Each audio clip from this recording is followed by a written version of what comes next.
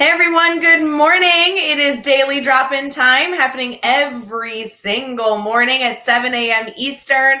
We are starting off our morning with Dr. Neil Gupta. Neil, I'm so excited that you're here. We're going to be talking about communication. We have some fun things that we're going to be previewing. Of course, we have some good news that we're going to be sharing, and we will kick off our morning with all of you with a wonderful morning cheers. So go get your coffee ready. Make sure you spit out the toothpaste, and we'll be right back.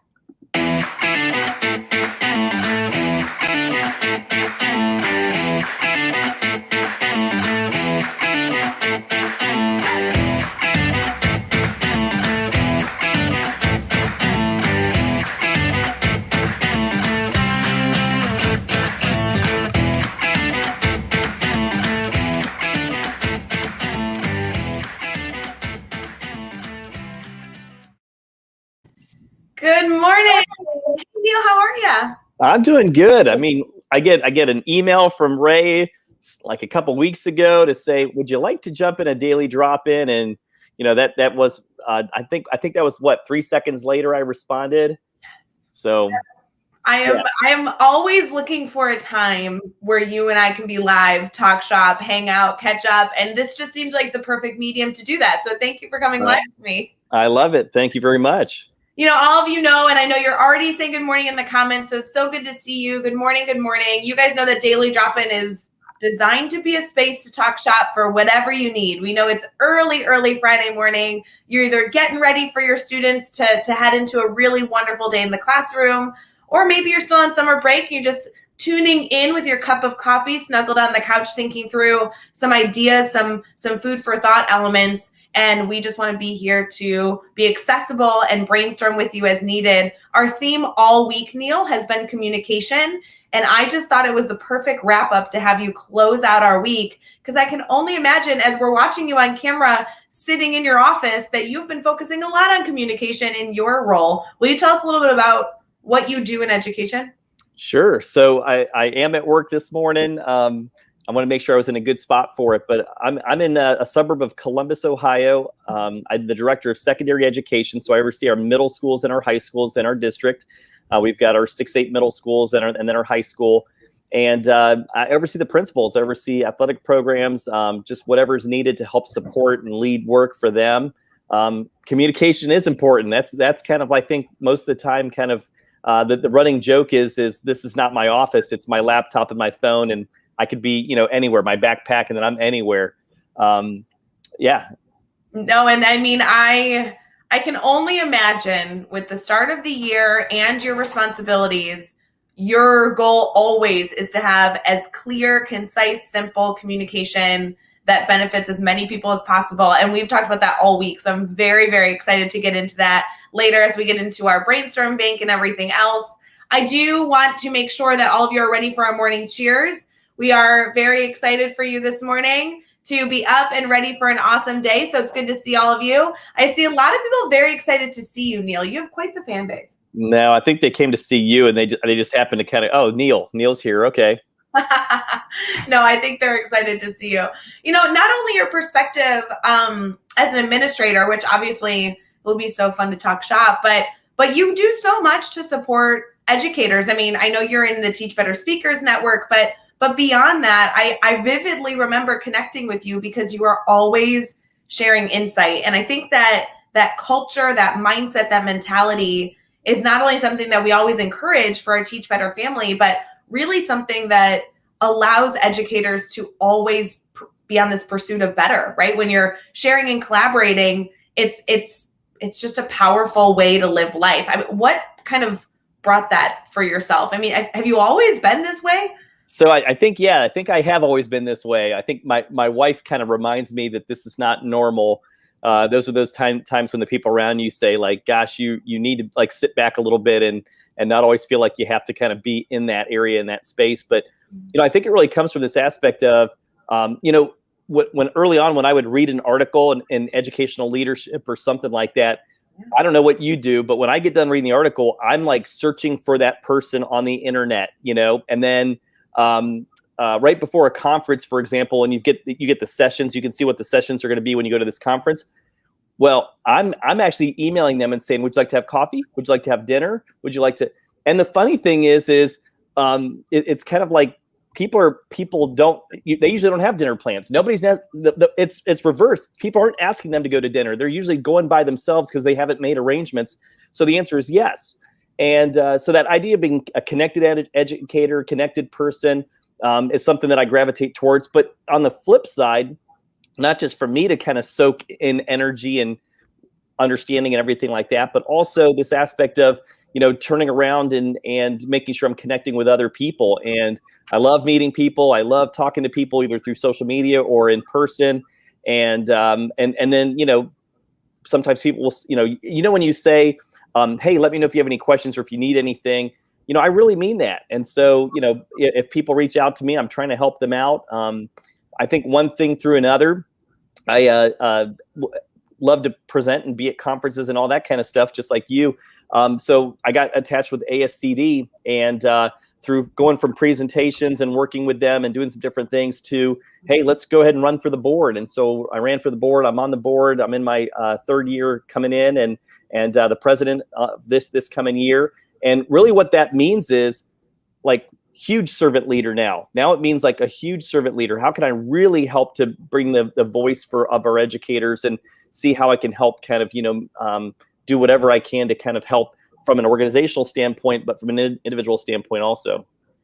I just think that's so cool. Shout out to everything that you've done. I hope that people go check out ASCD if they're not familiar with all the stinking resources. Like, that website is robust, and there are not only elements of that website, but there's elements leading you to then books and resources and printable downloads and other people to connect with.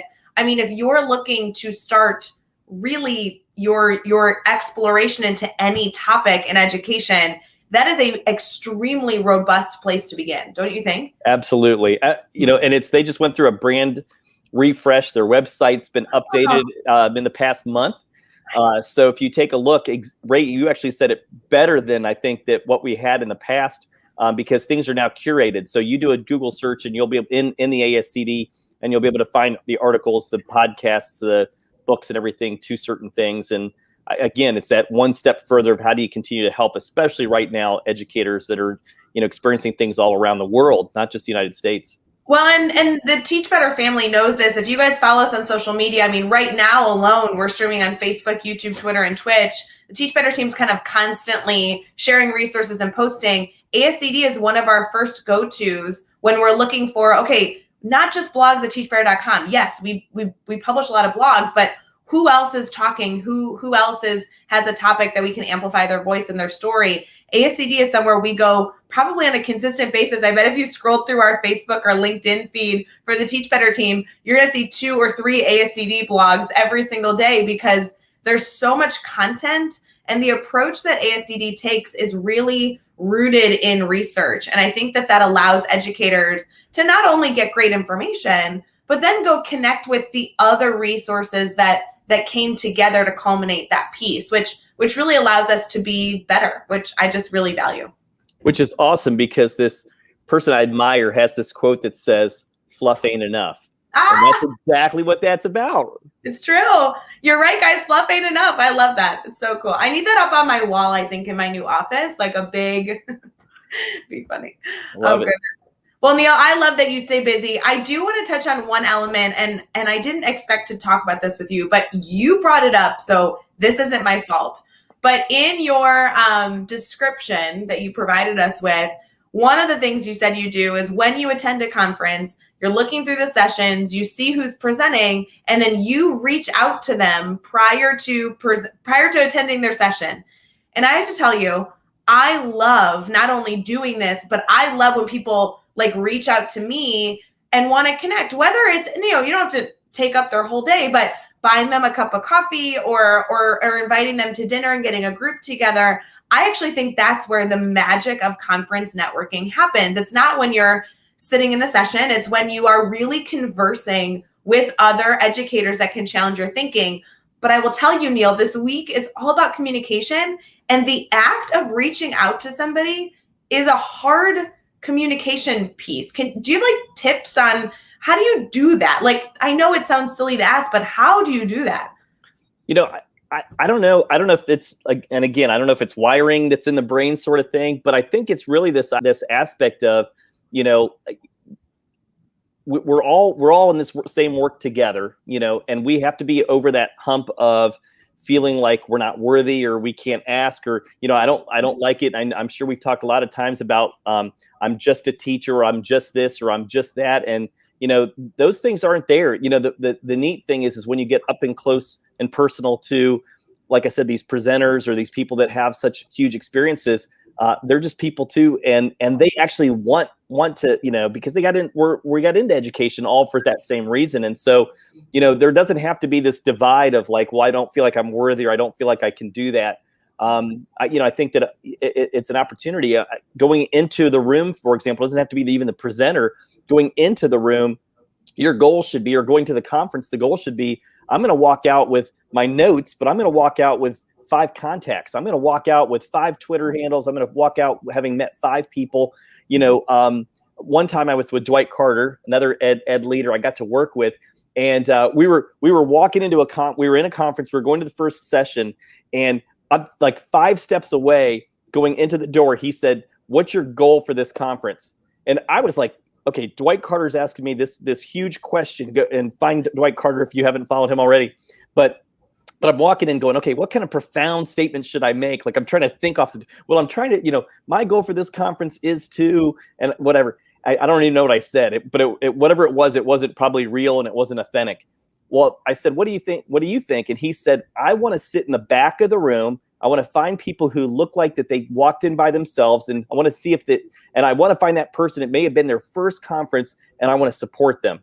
And I just loved that, like that attitude and that belief. And so I'm usually an upfront guy. I'm the guy who likes to go up front and sit at the sessions and things like that. But we sat in the back, and we just got to connect with people. And, you know, it was their first conference, or they weren't sure what to do, but it was learning from them as much as it was learning for us. And I thought that connectedness was pretty powerful during that conference. I feel like that is so powerful. It's such a good reminder. And it's not only a good reminder for when you're at conferences, it's a good reminder anytime you have the opportunity to connect with somebody. This could be your Institute Day that you have next week. This could be a conference that you attend later in October. This could be when you log on to Twitter and you see somebody participating that in a Twitter chat that you haven't seen in a while. I mean, any of those opportunities are so important. I appreciate the reminder. And if you're watching this right now, we're live every single morning for Daily Drop-In, Monday through Friday on Facebook, YouTube, Twitter, and Twitch. And then afterwards, it gets uploaded as an episode of the Teach Better Talk podcast. Share what you're listening right now. Share it with a friend. Share it on your social media feed. Because if we could share this reminder, think about all the connections. People everywhere would be challenged to continue to connect, and we want everybody to consider themselves a connected educator. That's a big goal for us. So I love that, Neil. Hey, I want to get into some celebrations, some good news, some important elements of our day. You ready to start us off? Let's do it. I'm ready for this.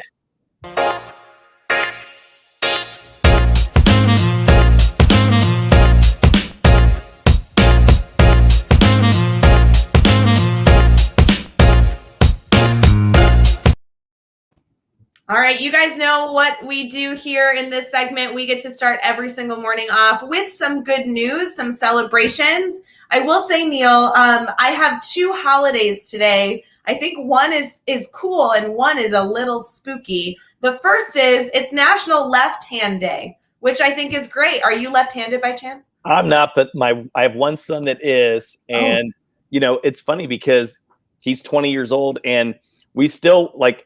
I forget that, but like things like when we sit next to each other at dinner, you know, we're playing pickleball. He and I are playing pickleball, and we are the worst. You know, having a father-son team play doubles together is not a good thing. Sometimes it's like tennis, sort of thing. But you know, he plays left-handed, I'm right-handed, and so sometimes, like, you know, it just doesn't work well sometimes. But I forget those sorts of things at times. But then we get into a little fight on the court and that sort of thing, and you know, and then we remember. So I'm reminded of it constantly that, there is Yep. they are out there. So they get a day. That's awesome. They get a day. And I think it's exciting. If you're in the comments and you write with your left hand, we want to know. Better yet, if you're in the comments and you like really can't write with your left hand, like you in no way have the skill, we also want to know that too. That would be really helpful. The other thing that I think is worth noting, and it is important as August is here. So take a deep breath, maybe take a sip of coffee right now. It is Friday the 13th today. And I will tell you that never really meant anything to me. It was always the ongoing joke. And then COVID hit on March 13th on a Friday, and everything kind of changed. So happy Friday the 13th, friends. We are excited for what's in store, and we can't wait to be back on Monday to hear all the goofy things that happened to you today.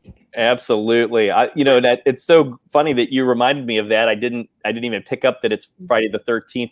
I'm a big horror movie person. I love to watch scary movies. I love it. My wife and my boys do not. So I'm usually by myself, somewhere. And I love just a good scare. Like I love kind of like that lights out, dark sort of thing. So I may have to try to find a movie this weekend or tonight or something for that. I want to clarify. You can go do that on your own. I'm going to hang out with your wife and your two kids because I in no way like to be around horror or scary movies. That sounds terrible.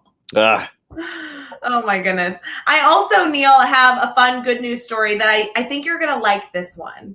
And I got this from our Good News Network. There's a few different sites that we're able to go to for good news every single morning for Daily Drop-In.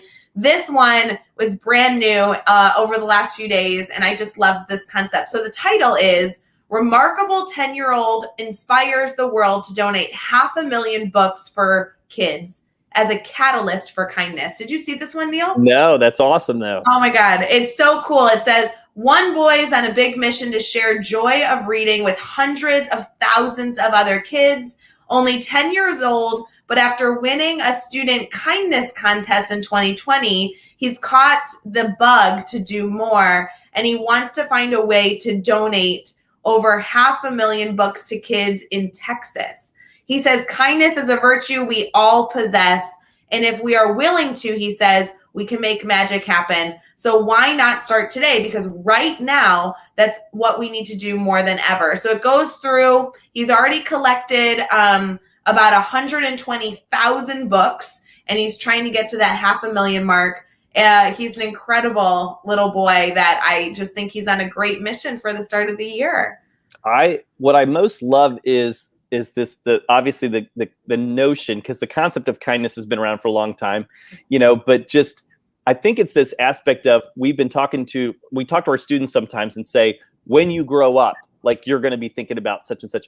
And I love that we get these stories of like students and kids that are doing it now, and they're doing it not because it's a class assignment and not because their parents are telling them to do that sort of thing, but they're doing it because of the kindness of their heart. And I just love that those things are spotlighted. I love when I still get I do get goosebumps when I see kindness posters, and those are cool. But when kids are wearing kindness shirts, they're actually saying they're not saying like I'm some big bad guy right there. I'm saying I'm putting it right on the top of my shirt. That's pretty cool. I love it. And I think that these big audacious dreams are something to celebrate. I think that there's a small element of hope and large goals that not only become intimidating, but we encourage our students to figure out how to make realistic goals. And that's actually something that I have taught in my background in middle level education. How do you set a realistic goal? And yet you read these articles and you're like,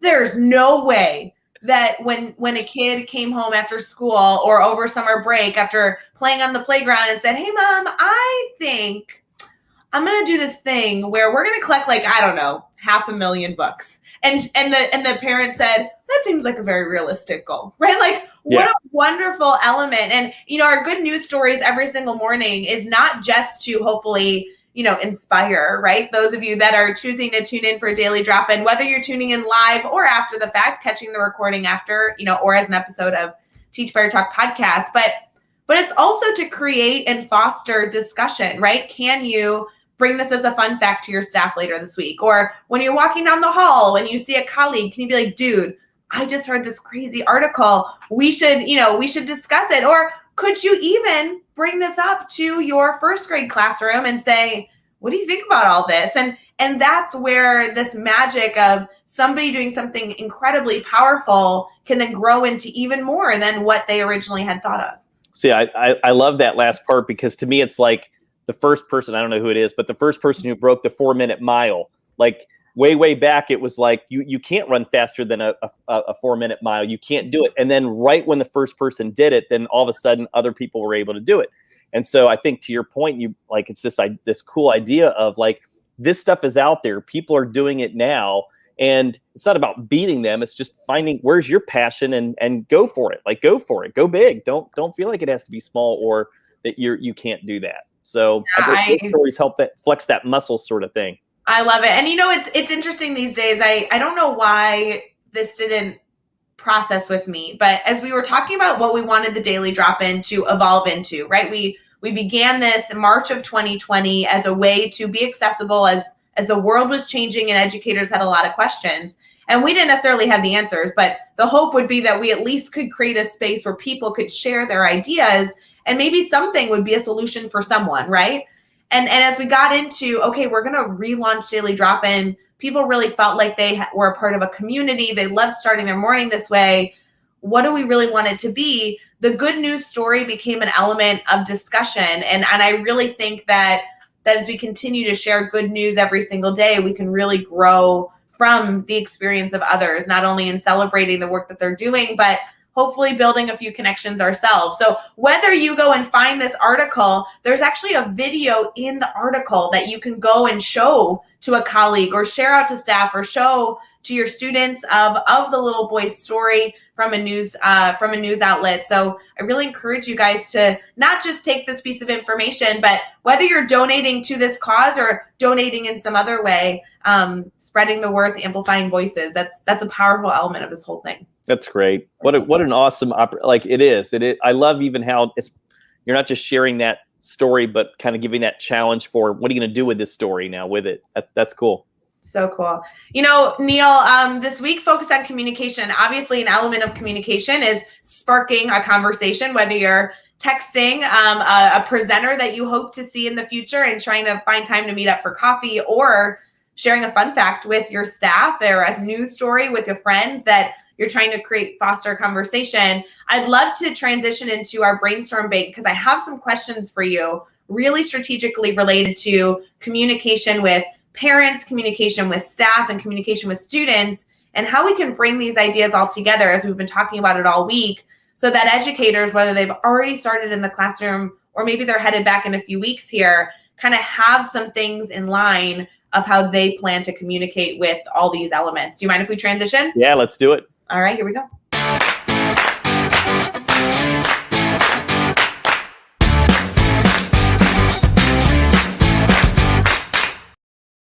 All right, this is not new. You guys know that we have an element of our brainstorm bank every single day in the Daily Drop-In. This is where we encourage you to share your questions and foster discussion around something that might be on your mind. Don't forget that if you have something that pops into your brain that you don't want to forget, that you want to make sure we discuss on Daily Drop-In, you can always head to teachbetter.com/brainstorm-bank. Or if it's easier to remember, go to teachbetter.com/daily drop-in, and you'll be able to submit in our brainstorm bank. That way, if it comes to mind during lunch or even at 3:00 in the afternoon, you can quickly submit your question to make sure that we are able to discuss it on the Daily Drop-In. Neil, our discussion all week on communication has been a doozy because there's a lot of ways to communicate. Do you think that your communication has evolved over time, or how does that process go for you? Yeah, it's definitely evolved over time. And, I would say that it's evolved due to failure. You learn from mistakes that were made, and you learn from those mistakes and try to incorporate those things kind of as things go along. My first, I guess, major one, so I'll tell you the problem that happened, and then I'll tell you kind of how I'm trying to resolve it. I never think I'm always there, because then you turn the corner and find out that you didn't communicate as well as or effectively as you thought you did. But I was overseeing a committee way back. I was a district administrator in my second year as a district administrator, and we were working on a big, huge initiative. and which involved, the community impact, student impact across the district. I mean, it was a huge thing. But I had a committee together, and I had this committee that worked together. You're going to know where I'm going with this in a second. Had a committee I was working with, and we worked with this committee. I had teachers from every grade level. I had all kinds of people, staff members that were working on this, and we worked for a good 8 months on this work to unveil it, to tell the Board of Education and the community that this is what we're going to do based on the 8 months of research and best practice and all this stuff that happened. So we go to this board meeting 8 months later, and believe it or not, the Board of Education that had never heard about this thing that we were working on, the community that never heard about what we were working on, seemed to be baffled by it. I mean, I can't believe why that they couldn't understand why we wouldn't have just trusted us, completely. And so it failed miserably, which it should have, because we had done all this work, but didn't bring people along through that process, and so this idea of like integrating and creating a couple things. First of all, there was no community voice in that committee, which really hurt us. And then the second part was there were no chances for feedback loops and updates along the way. So the timeline can still be my timeline. When I think now as an administrator, I might say, I've got a week to work on this, or I've got 3 weeks to work on something, or a month, or 3 years. But it's not necessarily always changing the timeline, but it's, do I have the right voices at the table? Am I gathering feedback from the right people that need to be a part of that? And then am I creating these feedback loop sessions, not just one-way newsletter, things that say this is what we're working on, but this is what we're working on. What do you think? What do you think? What do you think? Along the way. And then as you do that, you obviously are going to get better feedback and better communication, and you're going to build capacity and understanding, and your plan's going to hopefully get better. And obviously then it won't be a shock like in awe like I did that first time. You just brought up 13,000 things we have to talk about, but holy cow, this is not only a wonderful suggestion for communication from an administrative leader perspective, right? Like all those people that are in our admin mastermind for the Teach Better team, those leadership roles. Yes, great goals. This should be the case for any communication, whether you are talking to your students, talking to your parents, even if you are on an educational team, like you work on a core team, communicating with your team members, these elements are so important. And I think there's some fear that comes with some of the pieces that you suggested. So I'd like to talk about it. The first piece that I want to focus on is the avenue for allowing feedback when you communicate. I think as teachers, and especially this week, to be honest with you, as a fault, we've talked a lot about, I have something to say and I'm going to share it with the people that need to hear it. And I'm going to make sure that process is really clear and concise. And maybe I'm even going to use video to enhance my tone. But allowing for then your audience to respond back to you is a huge piece of communication. Can you talk more about why that's important and how that can happen? Yeah, so I mean, why it's important is because obviously we get better when we're together, when we're able to talk with each other. I'm going to look at things from a certain vantage point, and I'm going to see it, and it's going to be clear for me. I was a teacher. I was a building administrator sort of thing. So gosh, like I'm a pretty smart guy. Like if I write down this email, it makes sense to me. It's pretty clear. But I have to step back and say, like, am I thinking about all the ramifications and things that I'm not thinking about? So like the journey over time, for example, is when we change the master schedule or change the schedule or even change the bell schedule for the day. And, there are times where I sometimes get it right. And I had to pause to myself and say things like, who would this impact? Who is this decision going to impact? And you start to think about, well, transportation, the bus transportation. So maybe I got to get that, transportation supervisor in. Lunches are effective. So are my cafeteria workers understanding about this? I've got students going to other schools. So are those other building principals and administrators okay with this? How's that going to impact the classroom? So what do the teachers think? So you kind of have to sometimes step back and say, am I seeing the full picture? And sometimes we're not. So we have to bring other people in to say, who am I missing in this room and whose voice is not represented here and that I need to get? Well, and I think that's the other piece that I think is so important that you touched on is making sure that the right people are in the room. And that is sometimes hard to not only accomplish, but even determine, right? So you might go through a process and saying, I'm not the only person that needs to be in this discussion. I need to identify all the people. And then once I identify them, I'd figure out a way for us to all come together somehow. And I think that in and of itself is a huge challenge or hurdle that you might overcome, or that you might be striving to overcome in your communication style. It is. And it like I said, obviously it's great if you could be as proactive as possible. My assistant superintendent, Angie Adrian, I love where she sometimes transforms. I'll walk in and I'll say something like, I've got this work that I need to send to the principals. Would you take a look at it? Mm-hmm. And as I'm handing it to her, she's sitting there and she almost transforms and she goes, okay, I'm a building principal. You're handing to me this for the first time. I'm in the middle. It's November. I'm getting ready to do Thanksgiving break is coming around the corner and you've just handed this document to me. I'm thinking about, this. And then I snatched it back out of her hand and said, wait a minute, hold on a second. Because we sometimes have to put ourselves, when we think about empathy, for example, that word empathy, it's great that we use that word, but how does it manifest itself? Well, an empathy moment is sitting down and walking through the lens of all the different, I'm going to use the word stakeholders, but who are the people that could be impacted or affected? And so this idea of when Angie transforms into how am I feeling right now? What am I thinking right now? And who might be impacted? She starts to play that out. And then I pause and go, oh gosh, I didn't think about this, and this. Yeah. And so pausing for those moments really does matter.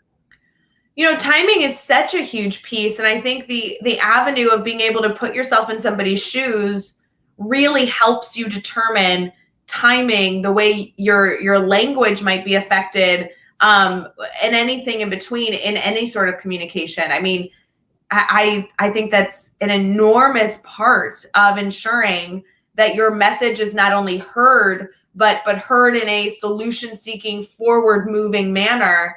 And I do think it changes depending on the time of the year and what that other person, whether it be a parent, a student, a teammate, a staff member, is going through. I mean, you're right. Communicating with the teacher in August is very different than communicating with a teacher in September or November or December. We even have to think about that from a Teach Better team perspective of, are we going to offer a lot of webinars and professional development the second week of August?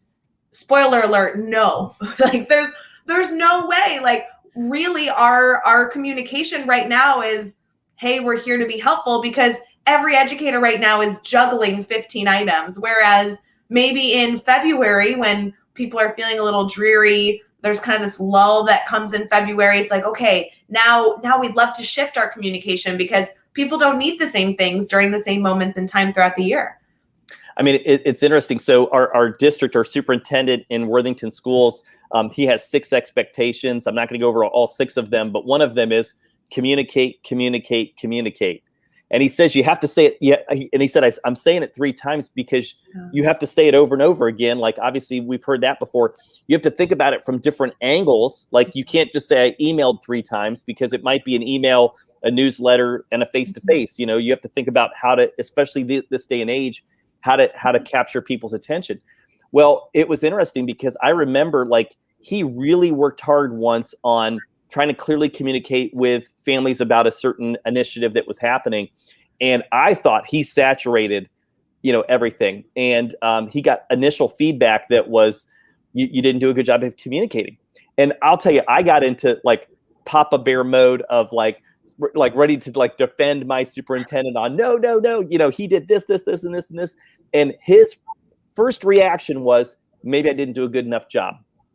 And that was a learning lesson for me, is we tend to get frustrated about other people and why didn't they do this and why didn't they do that. But I think that our first initial reaction needs to be, what could have I done differently and better to communicate? Because really, if we're sending that message and sharing that message, it really starts with us. And so it might not be that, I think to your point, I sent the email, but did I send it in the right frame? Was I very clear? Was I concise? Was I, did it lead to more questions? And if so, then was that effective?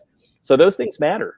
Yeah, earlier this week and even just throughout this week, we've been discussing that topic specifically. And I love that you highlighted communicate, communicate, communicate. And your example was to communicate in 3 completely different ways, right? Your example was an email, a face-to-face conversation, a newsletter, and that really opens up the conversation of the mediums we utilize to communicate. And a lot of our discussion this week, it started even the week before when Caitlin Giordano joined us. You know that we love Caitlin, but she brought up the use of video in communication, that really allows the educator or whomever is communicating to give their tone, to share some perspective.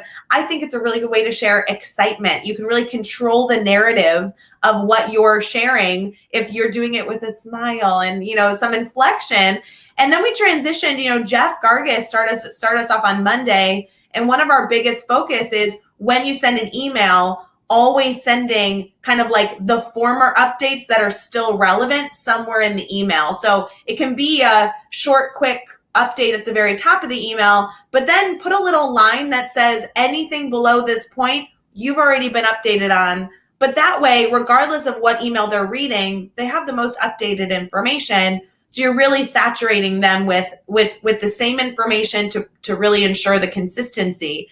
And then we evolved throughout the week, and people kept adding new layers to this. And I think your beautiful example of, yeah, don't just send the email that has all the details. Don't just send the video. What else can you do, right? Can you send a note home? Can you post something in the teacher's lounge? Can you put it on the website?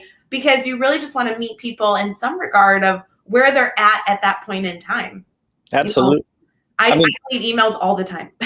Yeah. I mean, we all know that people want to receive communication in different ways. There's a running joke with a couple of my friends that, they're like, we'll use Slack. We'll put everything in Slack. And I've not jumped on the Slack bandwagon sort of thing. And I'm like, I don't know. It's like my friend list right now. I can't have another app. Like I can't deal with one more app. But, so if it's one more email or one more website I have to go to, it may be, and here's the thing, it may be easy for the educator to say, why can't they just go to my website? Or why can't they just go to such and such? But we have to flip it to kind of go, okay, who's our customer? And I don't mean to use it that way, but how are we trying to, effectively hit them? It's not about them hitting me. And I more think about, again, I'm the secondary administrator. It's more harder to do at the middle school or high school level because there's eight teachers or 9 teachers that a student's dealing with or families dealing with. And you think about, and I'm going to go like executive functioning skills, forget executive functioning. Like it's not fair to try to have to navigate kids through all those different mediums. It's a little bit easier at the elementary level, a little bit. Like, I don't want to make it seem as though it's simple, but those things we have to be cognizant of. We can't just kind of sit in our spot again from an empathy standpoint and say, I'm the math teacher. Why can't they just do it? I'm going to do it my way, even if you're the most efficient. And that actually, Neil, was a huge focus of our conversation yesterday with Holly Stewart. So if you're listening right now and you want to dive into this deeper, Holly had so much to share last morning on the Daily Drop-In because she connected. I thought this was mind-blowing, to be honest. I think I should probably be careful, like watching my face on camera, because I think she was speaking and I had this moment because she was relating communication to organization. And really her focus was, she's a middle school teacher too. We get all these people that have the same love for this age group. And her perspective was that she was actually using a collaborative team to communicate homework assignment and to-dos. And she wanted to ensure that it wasn't just the science teacher using one medium and another teacher using another, but how can we come together and kind of simplify all of the work that our parents, that our students need. And then as she dove into this, we got into a little bit of a discussion around people understanding what they can get and what the expectation is if you're going to give them a different medium. So from a leadership level, you might communicate across 5 or 6 different platforms because your audience is a few different places and you want to meet them where they're at. Whereas if I'm a classroom teacher and I'm going to use a collaborative space with other teachers, I want to make sure that my parents know if they log in here to see the information, they know exactly what they can get out of that, because that clear communication, that expectation allows for it to be easier for a teacher to kind of, or for a parent to kind of meet you halfway because they understand the intention behind it, right? Yeah, you remind me of, so I teach a class also. And one day I was asking my students, and I was saying, we don't meet every day. It's a blended learning class. And I said, how do you want me to remind you of the dates that we have? Do you want me to do it through GroupMe, an email, or you want me to print something out you can put in your locker? Because I would have been that locker guy, like print something out. All of them were like, yes. And I was like, no, which one? And they were like, yes.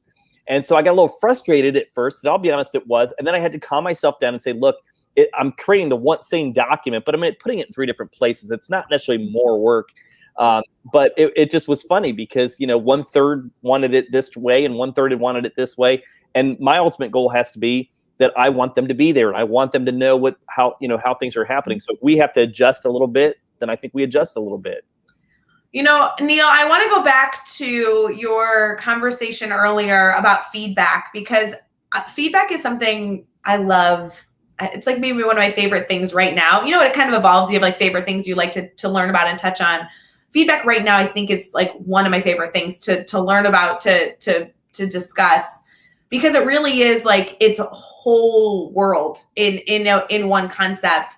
And I think people have fear with opening up the masses to provide feedback, because the assumption is, and I've talked about this a lot in other realms, but when you welcome someone into your space, you believe that the feedback you're going to get is criticism. But on the flip side, what I found is that when you welcome people into your space, you might get suggestions, but really I find that you get an abundance of affirmation as well. And so I think the avenue of opening yourself up to receive feedback, while scary, has a lot of benefits. Do you have any strategies that a teacher or an administrative leader could consider on not only how they could welcome actually the feedback, like the strategy of getting feedback, but also like any tips of how to overcome the fear that comes with it?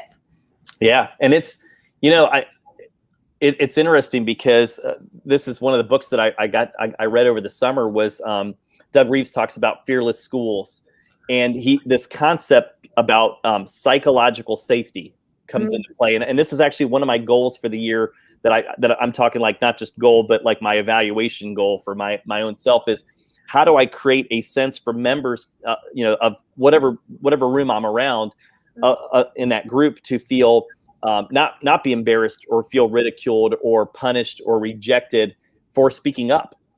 So it comes on both ways. It's like if people aren't sharing information in your room when you say, do you have any questions? And there's crickets chirping, that's a problem, because you the leader has not created that environment. On the flip side to what you're saying, I have to be open to that. Like you and I've talked about this before, like I've got to have as the person like this thick skin to come in and ask for feedback.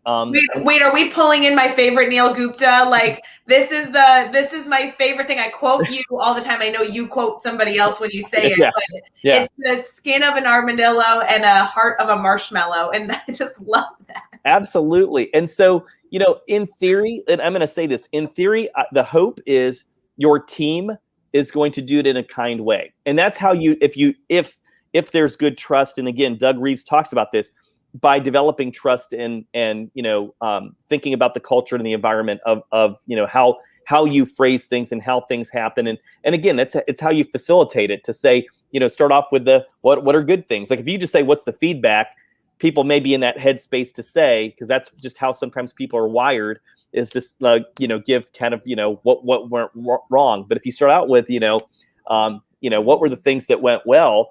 What are suggestions you have for the next time? It's how you phrase it, not what went bad, but what do you give me a suggestion for the next time. Some of those tactical things can help out, but at the end of the day, I do have to say that people also have varying levels of criticism or how feedback happens. And I think but we still can't use that as a prevention of not even opening the door to say, let's bring people in, because it's that toughness of, we have to, be better, because if we keep in that mindset of, this is for the kids, this is for our students. I mean, all egos aside, my students one day, told me I was teaching a lesson and they were all confused. And I can't understand why they were all confused, because I'm like the best teacher in the world. Obviously. And I got, and they said, like, this is so confusing. And, but the initial reaction could be like, you guys are all wrong, or it could be, what am I doing wrong? And ultimately, it's not about my ego. And I think, again, that's what the gray hair and no hair is starting to get for me, is it's not about me. It's about how we do better and how we, are there for our kids. And so if you walk in with those kind of mindsets, I think then you kind of relax in that part of, now, will somebody possibly attack you if I'm maybe in a room of parents, or I'm, in a room of staff? Maybe. And that's possible. But then you have to just kind of stay in that realm of like, again, feedback is good and feedback is how we get better. But ultimately, culture and community is what drives it, and sometimes how we phrase the questions to begin with. Interesting. No, and I couldn't agree more. I truly believe that there's, you take everything with a grain of salt, and you do your stinking best. And honestly, one of the safe havens is to have that collaborative partner that maybe can either hear the feedback or do a debrief with you after the fact, and help you kind of find the pieces that you really should focus on in the masses of hopefully the wealth of feedback that you were able to receive, and you kind of move forward from there. Some of the strategy in terms of how to receive feedback, you've been noting a lot of kind of opening up the discussion, right? Having a more conversational feedback forum. I know Karen throws in that she provides feedback from students by them utilizing a QR code that links to a Google form. I've been seeing that a lot. So whether you link some sort of like survey or Google form to your website, a QR code is so easy to pop up somewhere. I see QR codes used all the time, especially now that COVID has been so prevalent where they don't want the contact. I mean, it's such an easy way if you have students that have a phone in some regard, depending on their age, or, if they have iPads that they can utilize, that really allows people to easily get access to links and resources to share their voice. And I think it adds an additional element of this, that if you want feedback, you have to make it easy for them to provide the feedback. It really takes a special person who's going to hunt and hunt and hunt and hunt for the way to give you feedback. If you open up the conversation and dialogue, if you give them an easy, accessible QR code, you're going to get more feedback because it's easy for them to do so. Also, hitting reply to an email. If you send an email and say, hey, hit reply to this email, let me know your thoughts. I mean, we do that for Teach Better mass emails that you guys see from me every so often if you're on our email list, and people just click reply. It's right there. It's super easy. And then it sends off my way, and I'm able to get the answers and information I need too. So it's very valuable. It's great. Yeah. So good. Neil, we obviously have had a lot of discussion, right? We've discussed feedback. We've discussed communication. I'd love, if you don't mind, for us to kind of recap the week. There's been a lot shared around this topic.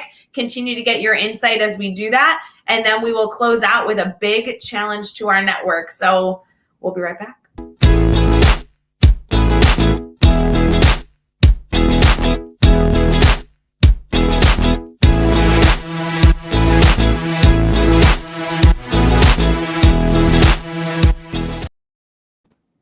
How you feel with these transitions? You liking these? The music is upbeat. Is this like Jeff's thing, or is this your find? How dare you think that something great that came from Teach Better is Jeff Gargas's idea? Seriously?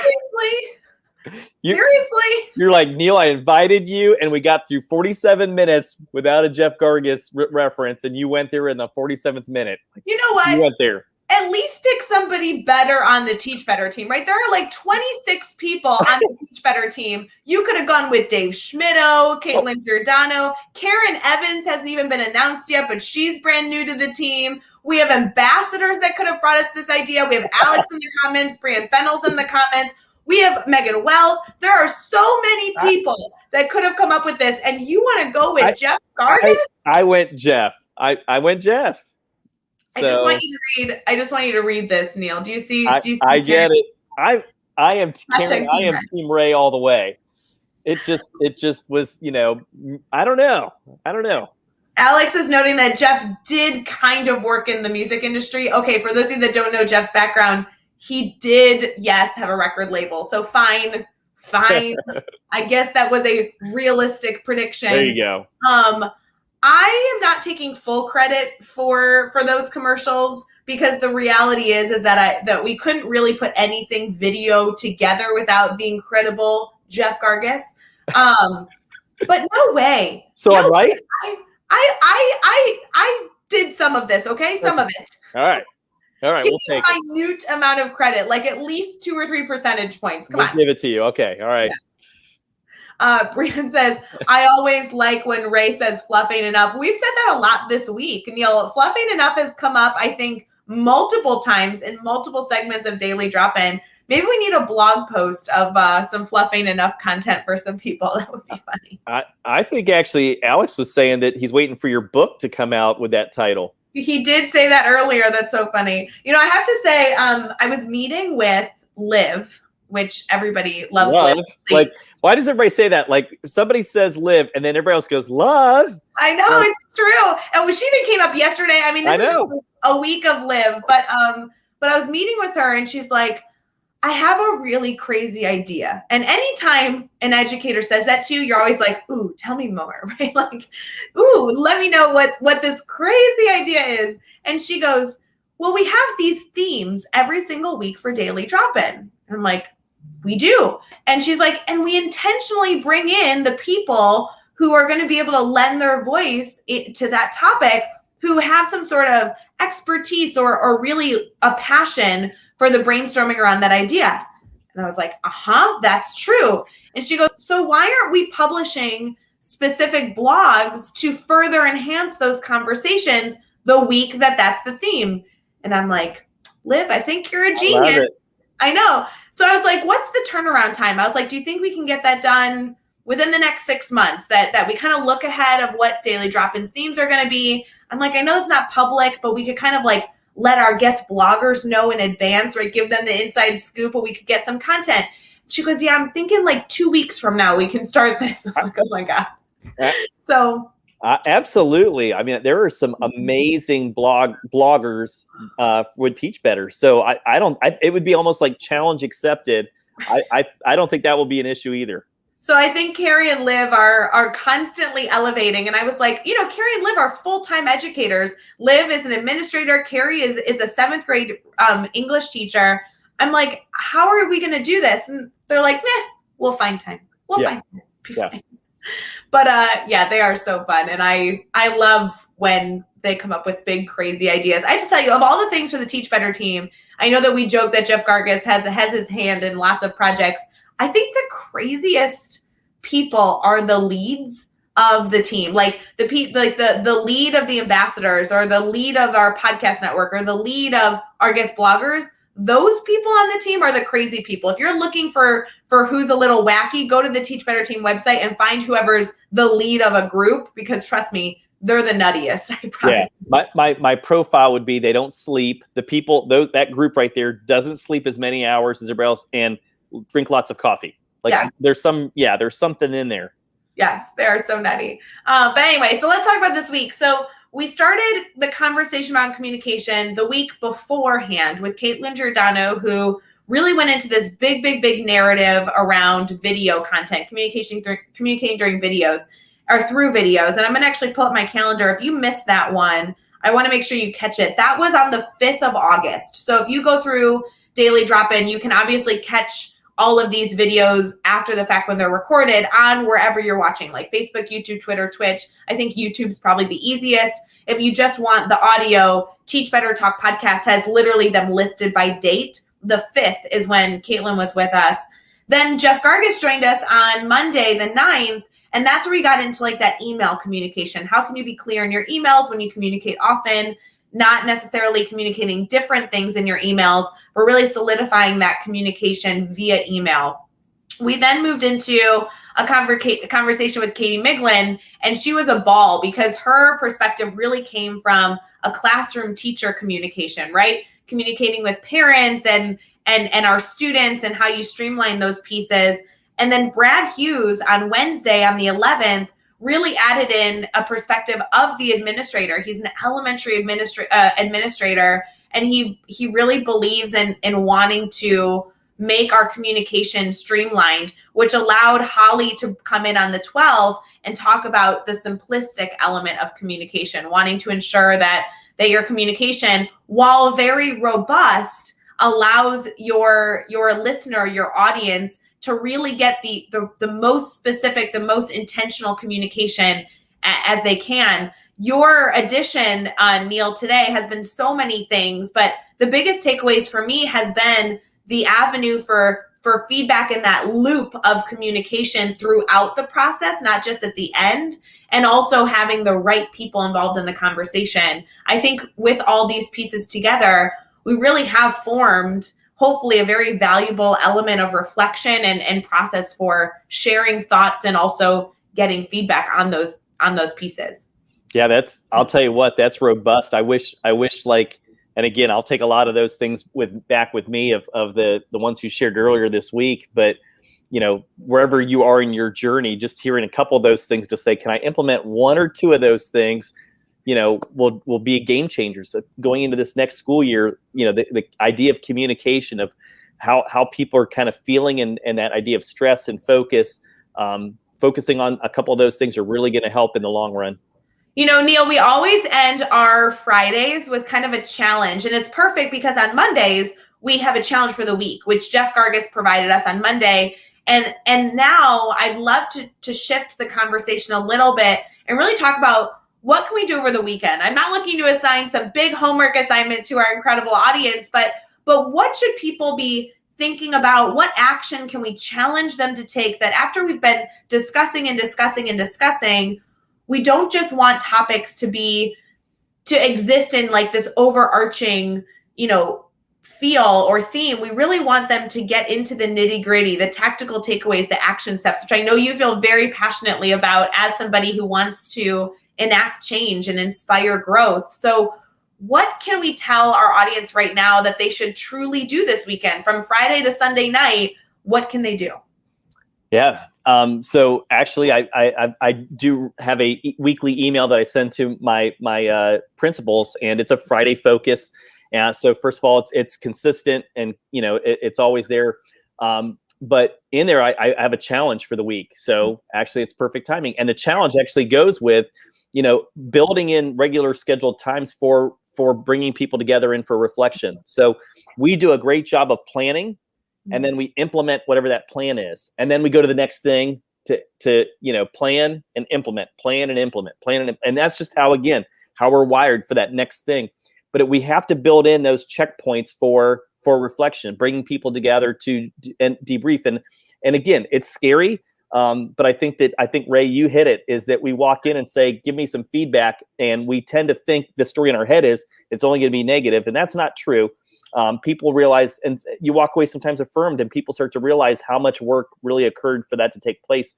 But bringing in those voices helps us to get better. So things that you even did this week, if you look back, like we had schedule pickup at our school, because next week we've got kids coming back to our schools. We're starting next week. But my challenge to our principals was schedule a time with, again, parents, students, administrative assistants, some teachers, counselors, whatever, and get them together next week and say, what were some things that we could do better next year? And what were things that we need to keep doing? But those things matter. Don't just keep lock and load and moving, or else we find out that we don't really, and sometimes we create frustration and anxiety when we don't do that. Right. No, I love that challenge. Consider and make a plan right now, whether it's writing it down in your to-do list. Guys, you should see my to-do list. It is a hot mess. I'll be working on that later today.